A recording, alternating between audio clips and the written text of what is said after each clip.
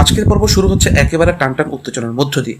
অনুভব অবশেষে পুলিশের অনুমতি নিয়ে হাজতে যায় লাজুর সঙ্গে দেখা করতে। চারপাশে কঠোর নিরাপত্তা, নিস্তব্ধ পরিবেশ, কিন্তু অনুভবের মনে তখন হাজারো প্রশ্ন ঘুরপাক খাচ্ছে। সে ধীরে ধীরে লাজুর সামনে গিয়ে দাঁড়ায়। লাজু মাথা নিচু করে বসেছিল। অনুভবকে সামনে এসে দেখে তার চোখে জল চলে আসে। অনুভব কিছুক্ষণ চুপ করে তাকিয়ে থাকে, তারপর খুব শান্ত গলায় বলে, জানো, তোমার এই মুখটা দেখে আমার মনে হচ্ছে না তুমি এমন একটা কাজ করতে পারো। লাজুর চোখ ভিজে যায়। অনুভব আবার বলে, সত্যি করে বলো, তুমি কি এটা করেছো? এই প্রশ্নটা যেন লাজুর বুকে ভেঙে যায়। সে কাঁপা গলায় বলে, খিটকেল, তোমার কি মনে হয় আমি তোমার কোনো ক্ষতি করতে পারি? এই একটা শব্দ, খিটকেল। অনুভব হঠাৎ থেমে যায়। তার চোখে বিস্ময়ে মনে হতে থাকে কিছু একটা সে ভুলে গেছে, কিন্তু সেটা খুব গুরুত্বপূর্ণ। তুমি আমাকে খিটকেল বললে? লাজু একটু অবাক হয়ে তাকায়। তুমি কি ভুলে গেছো? অনুভবের মাথায় যেন ঝড় বয়ে যায়। সে ধীরে ধীরে পিছিয়ে যায় নিজের মাথায় হাত দিয়ে। আর ঠিক তখনই ফ্ল্যাশব্যাক। একটার পর একটা পুরনো মুহূর্ত তার সামনে ভেসে উঠতে থাকে।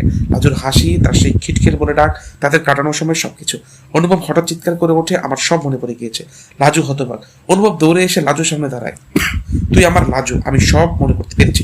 এই কথায় লাজুর চোখ দিয়ে অঝরে জল পড়তে থাকে। কিন্তু এখানেই সবচেয়ে বড় টুইস্ট। অনুভব এবার বলে, এটা তুই করতে পারিস না, কেউ তোকে ফাঁসিয়েছে। তার চোখ তখন রাগ, সন্দেহ, বনরতা। হ্যাঁ, বনরতা। অনুভব বুঝে যায় পুরো ঘটনাটার পেছনে বনলতার হাত রয়েছে। লাজু কাঁদতে কাঁদতে বলে, আমি জানতাম তুমি একদিন সব বুঝবে। অনুভব এবার সিদ্ধান্ত নেয় সে সরাসরি কিছু করবে না। সে অভিনয় করবে, হ্যাঁ, বনলতার সামনে এমন ভাবে থাকবে যেন তার কিছু মনে নেই। এরপর দৃশ্য কেটে যায়, দেখানো হয় অনুভব ফিরে আসছে বাড়িতে। বনলতা তার দিকে তাকিয়ে মুচকি হাসে। কি হলো, কিছু মনে পড়লো? অনুভব স্বাভাবিক ভান করে বলে, না, কিছুই না।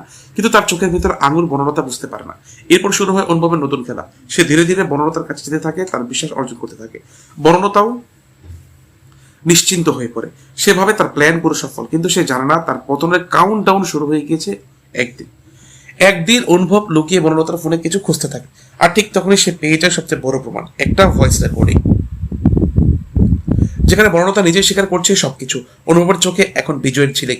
এবার আর কেউ তোকে বাঁচাতে পারবে না। এরপর আসে সেই দিন, সবাই একসাথে বসে আছে। হঠাৎ অনুভব বলে, আমি আজ একটি সত্যি সবার সামনে আনবো। বনলতা একটু ঘাবড়ে যায়, কি সত্যি? অনুভব ধীরে ধীরে সে রেকর্ডিং চালায়, আর পরের মুহূর্তেই সব শেষ। বনলতার আসল চেহারা সবার সামনে চলে আসে। ইন্দ্রাণী সহ সবাই স্তব্ধ। বনলতা চিৎকার করতে থাকে, না, এটি মিথ্যে, কিন্তু প্রমাণ স্পষ্ট।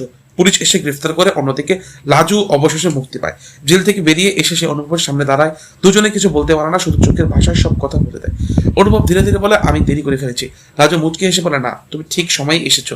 এই মুহূর্তে যেন সব কষ্ট, সব ভুল বোঝাবুঝি শেষ হয়ে যায়। এরপর কি হতে চলেছে? অনুভব আর লাজুর সম্পর্ক কি নতুন করে শুরু হবে? ইন্দ্রাণীকে এই সম্পর্ক মেনে নেবে, নাকি আবার নতুন করে ঝড় আসছে? তোমাদের কি মনে হয়? কমেন্টে জানাও। ভিডিওটিতে লাইক দাও আর চ্যানেলটি সাবস্ক্রাইব করে সাথে থাকো নতুন আপডেটের জন্য। ধন্যবাদ।